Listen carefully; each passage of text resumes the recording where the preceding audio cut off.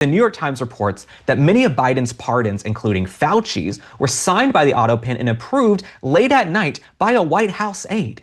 Now, it's also worth pointing out that only the Hunter Biden pardon appears to contain Joe Biden's authentic signature. That is really dicey to me. That is dicey to me. And I read more of this article this morning. I will paraphrase it for you from the New York Times.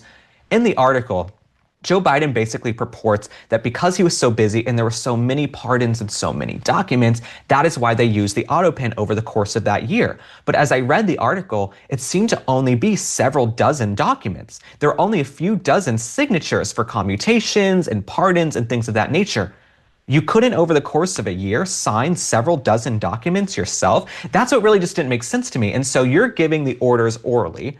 You're clearly, non-compos mentis, you're cognitively impaired, as we can see with our own eyes and ears, and we were gaslit into told he wasn't. He was the spry whippersnapper.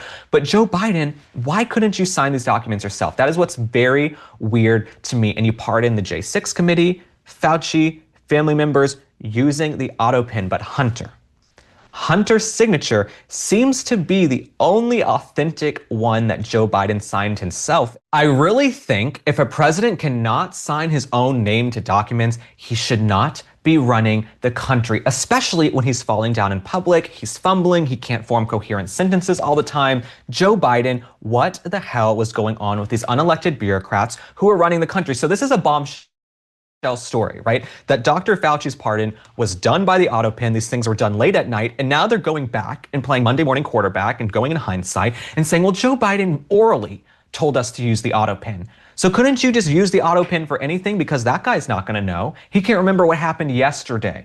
Okay, so this is really fishy to me, and as taxpayers, we have a right to know what's going on.